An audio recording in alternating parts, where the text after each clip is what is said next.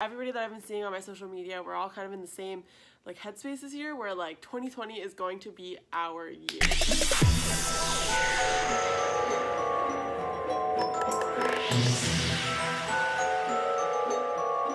Hello everyone, welcome back to my channel.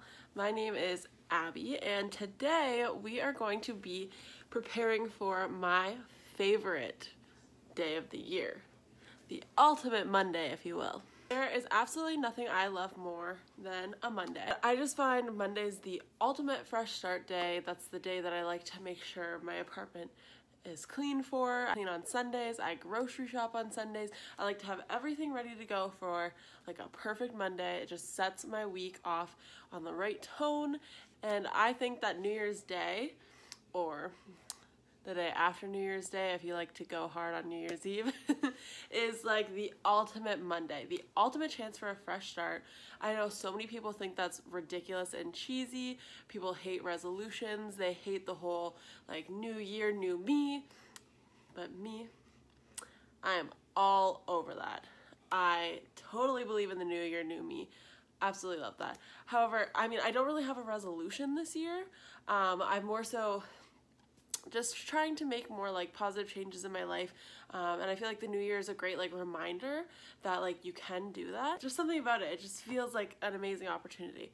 So today I want to talk to you about how to put yourself in the best possible position to start off the new year right and to give yourself the best 2020. This year, 2019, we've been putting in the work to strengthen ourselves from the inside out. Maybe we didn't reach our goal all the way, but we've been putting the framework in all year, and that's what's important, because when you put in the framework and you take the time for that instead of focusing so much on the goal, then you fall off or something like that, you have the framework there. You don't need to worry about it. And honestly, I think that's what 2019 has been about for everybody. I hope it has been. I hope that's the case for you.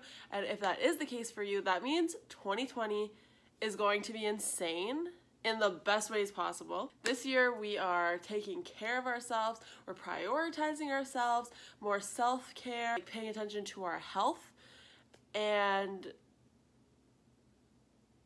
investing in ourselves. I just think it's gonna be such a great year, and I wanna do everything that I can to start the year off great, just to ensure that happens. So I'm going to give you a list of things that I personally do and think I should do to give myself the best possible chance at an amazing 2020. First things first, I think that you should have a self-care day. Pamper yourself, have a shower, scrub everything, wash everything. When you get out, moisturize the hell out of everything. I want you feeling like a little baby seal after this because your skin will love you for it. Once you finish that, that's when you're gonna do a face mask, you're gonna do your nails, clean your space. So nobody wants to go into the new year with a messy space. There's also nothing worse than when you're taking down all of your Christmas decorations and everything else around you is a mess, and like it's just stressful. And I find that when I go to bed with a clean space, I wake up in such a better mental place. It just makes all the difference. So if you can do that like this week leading up to New Year's Eve, New Year's Day, you're gonna have such an amazing first day of 2020.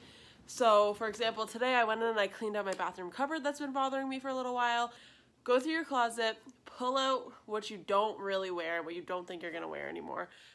See if your friends want it. See, if not, try to donate it. It's time of year to give, right? So it's the perfect opportunity to do that. Stop kidding yourselves and saying like, oh, like this is gonna fit one day. Oh, this will look good one day. Oh, but I might wear that for this, maybe. Yeah, don't do that anymore.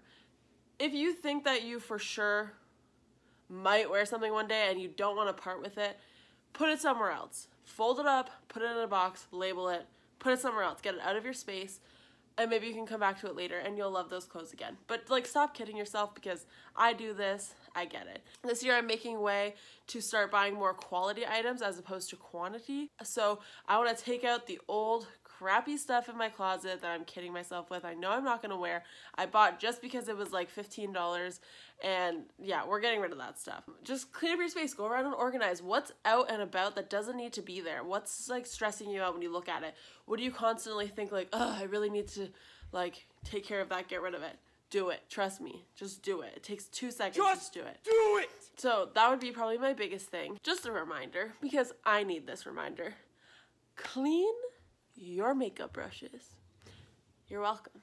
Another big tip that I recommend is tying up all of your loose ends, or doing all of those things that you've been like putting aside because you're like, oh, I don't have time to make that phone call right now, or like dentist appointments. Takes 2 seconds. Call and book your dentist appointment. Go see your doctor. Whatever you need to do, just do it. You're gonna feel so great when it's over with, and it's those little things that take like the biggest weight off your shoulder. So why not get it over with? You just feel so accomplished. Who doesn't love writing stuff down just to cross it off? Do that if you need to. Let's reflect on 2019. Let's write things down and say what you feel like you accomplished this year. For example, I moved to Toronto this year. That's been a dream of mine for like 10 years. I started acting classes. I started a YouTube channel. What? I've completely changed my relationship with food and my relationship with myself. And like, that's huge. And you think about, like, when you're in the moment, you think about like, oh, I wish I could be better. I wish I looked the way that I wanted to look and felt the way that I wanted to feel.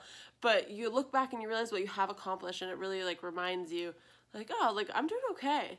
And it just fuels that fire to bring in new goals and keep changing your habits for the better in the new year. Maybe write down what you wish you had done better, but remember to be gentle on yourself and look at how far you have come this year and what you have accomplished. It's always nice to like look back and think like, oh, like maybe I could have done a little bit better in this area of my life. And then you can turn that into goals for 2020. We don't want to do resolutions here. We don't want big, crazy changes. A big thing that I really like to do, I don't always stick to it, and I can't always think of like what I want to do, but I wrote just like, what do I want to accomplish within the next 3 months? How about 6 months? How about 12 months? If you write it down and you put it in paper, I truly believe that you are putting that out there in the universe, and you are going to manifest the life that you want. You just need to ask for it and work for it and put out that energy to show that like you deserve that. You know what I mean? I don't know if you believe in that or not, but I totally believe that the universe has power over us. And what you put out, you get back. So just some advice. With all of that being said, if you don't already do all those things, what I really want to talk about is what you should not do to prepare for 2020. It's such a positive thing to create goals and even have resolutions in the new year, but I think that a lot of people take it to a lot of extremes, and they set crazy, unrealistic, and unattainable goals for themselves. I think that the best possible thing to do is to set small, attainable goals. For example, a huge resolution tends to be weight loss. And a lot of people like to go about that by completely restricting themselves, or they change their diet dramatically. They cut out all carbs, or they cut out all fat, or all junk food, or like just things like that. And I highly recommend not doing that, because it can be really, really bad for you, really bad for your relationship with food and with yourself. Yeah, I don't recommend cutting things out, especially with my experience with disordered eating habits. Restriction for me leads to binging. And if you tell yourself you can't have something, the only thing you want is that thing. So why would you do that to yourself? So what I personally recommend, and what has really worked for me this past year in shaping my relationship with food, is adding stuff into my diet instead of taking stuff out. So if you want to go out for dinner and you really want to have that chicken parm and the pasta, order a side vegetable as well. And make sure you eat the vegetable first, have the chicken next, and then have whatever room you have left for the pasta. Like, I don't think that you should have to cut anything out. I don't think that's fair to you. And I don't think it's the way to go. I think it's extremely difficult and can cause a lot of problems down the road for you. So, yeah, make that your habit if that's what you're going to do. Don't cut things out. Add things in.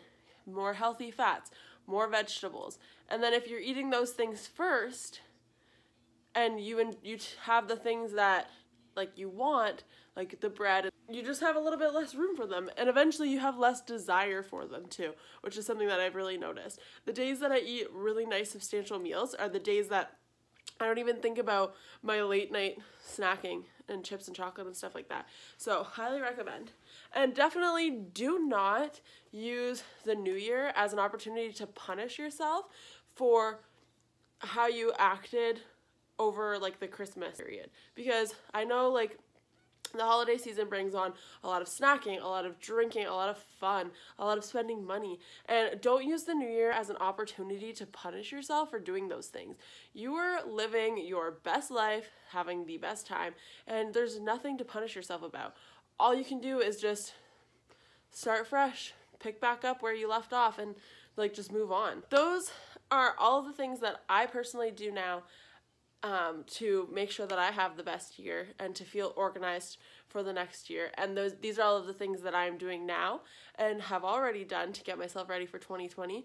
So yeah, just let me know if any of this stuff helped you, and let me know down in the comments below a tip that you might have for me that I didn't mention, because I would love ideas. Like I said, obsessed with New Year's.